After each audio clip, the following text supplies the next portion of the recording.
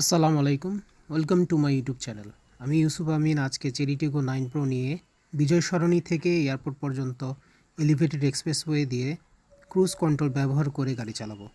আশা করছি আপনারা ধৈর্য ধরে ভিডিওটি দেখবেন। ভালো লাগলে লাইক অ্যান্ড সাবস্ক্রাইব করবেন। ধন্যবাদ।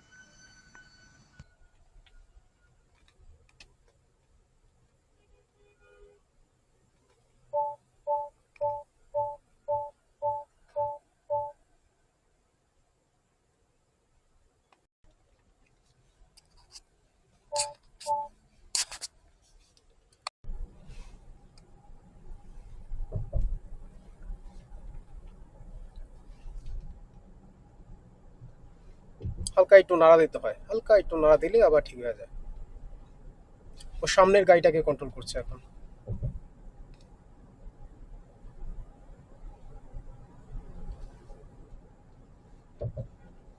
যখন আমি ডানে বা বামের লেনে চলে যাব তখন ইন্ডিকেটর দিয়ে ওটার পিছনে চলে গেলেই সামনের গাড়িটাকে আবার কন্ট্রোল করবে। একা একা ব্রেক করলো,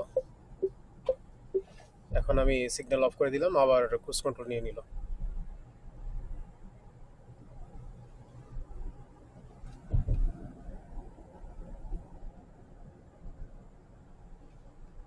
আবার ট্রেক কন্ট্রোল করতে হচ্ছে।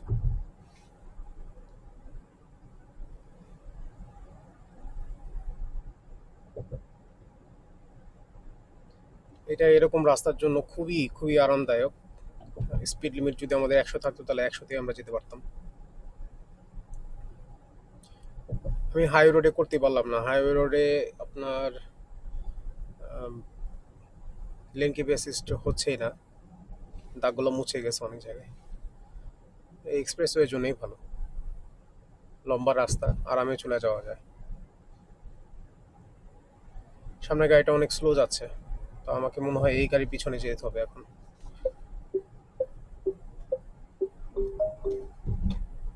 এই গাড়িতে নিয়ে নিলাম।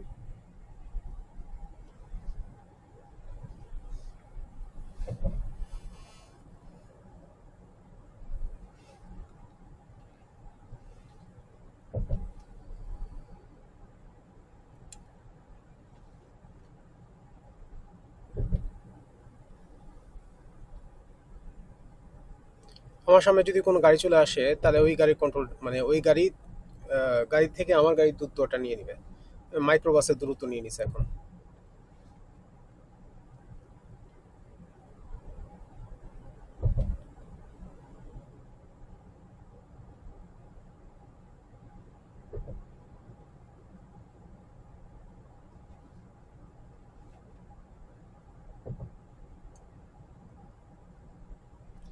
টেক ওভার স্টিয়ারিং কন্ট্রোল আস্তে আস্তে করে অভ্যাস হয়ে যায়, আপনার মনে না থাকলেও মানে অটোমেটিক বোঝা যায় যে এখনই আসবে। আচ্ছা, আমি না ধরি দেখি কি হয়। হ্যাঁ, টেক ওভার কন্ট্রোল।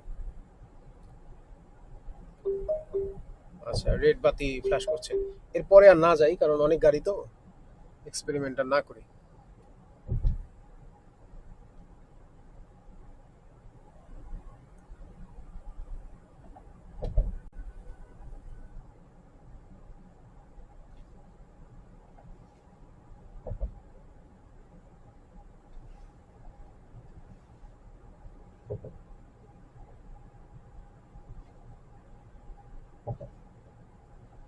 আমার পিছনে বাম সাইডে গাড়ি আছে, এই জন্য রেড বাতি, রেড সিগন্যাল দিচ্ছে।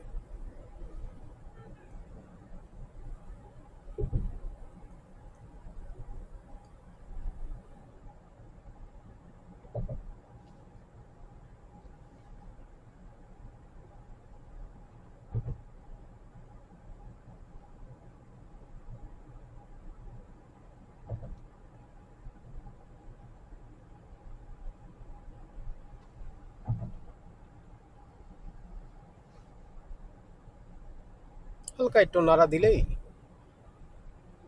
স্টিয়ারিংটা একটু নাড়া দিলেই আপনার ওটা উঠে যায়। আবার কিছুক্ষণ পর আসে, আবার চলে আসছে।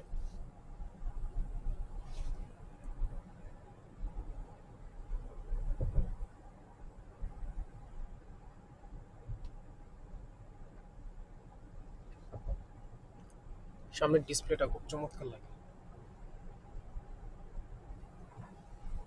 Heads up display.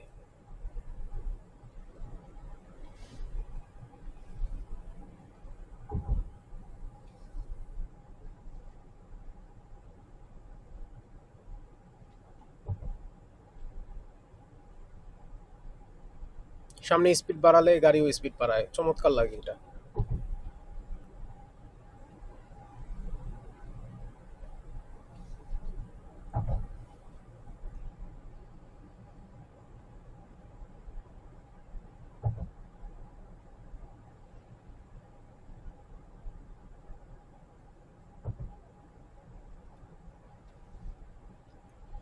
এই দুইটা যে বাটন আছে, হ্যাঁ, এটা হচ্ছে গাড়ি থেকে ডিস্টেন্সের যে মিটারটা ওটা হচ্ছে মাপে। আমি সবচেয়ে লোয়েস্টে দিছি, এছাড়া তো আর উপায় নাই, আমি লোয়েস্টে দিছি। এরপর আরো দুইটা মানে দুইটা ধাপ আছে।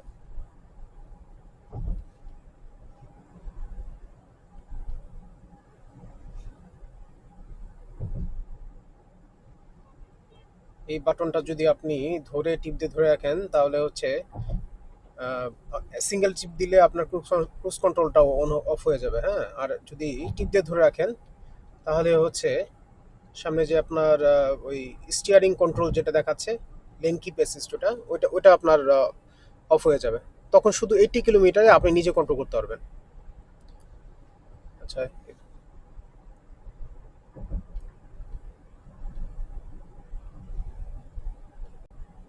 আচ্ছা, সামনে একটা গাড়ি, দেখি কি করে। অটোমেটিক স্লো করে দিছে, আমি ভয় পাইছিলাম। আচ্ছা, অটোমেটিক স্লো করে দিছে, আবার নিজেই চললো।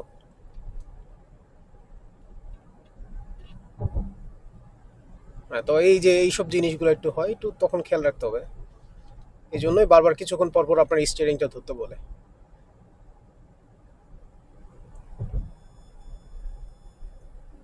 ব্রেকটাও কিন্তু ওইরকম মারাত্মকভাবে দেয় নাই, হ্যাঁ, যাতে হার্ড ব্রেক দেয় ওরকম দেয় নাই। একবার দিয়েছিল, এটা ওই যে আপনার টঙ্গী রোডে, ওখানে এক সময় দিয়েছিল, ভালো ব্রেক দিয়েছিল। পিছনে গাড়ি থাকলে হয়তো মারিয়ে দিতে পারতো। এটার ব্রেক অনেক ভালো, হ্যাঁ।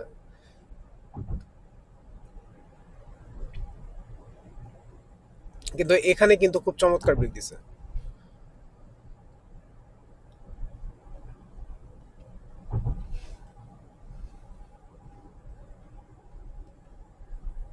অনেক কুয়াশা ঢাকা শহরে আজকে, গতকালও ছিল।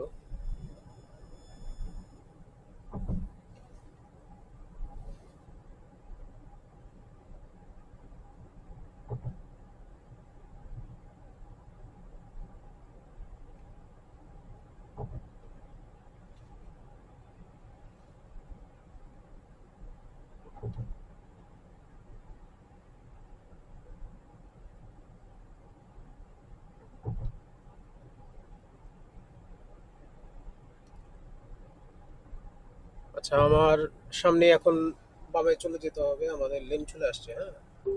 আমি এখন রাখি তাহলে। ও, আমি ধরি নাই। Thank you. আবার ভালো একটা ভিডিও নিয়ে আবার আসবেন, বা এটাও যদি এডিট করতে পারি, এডিট করে বড় করতে পারি।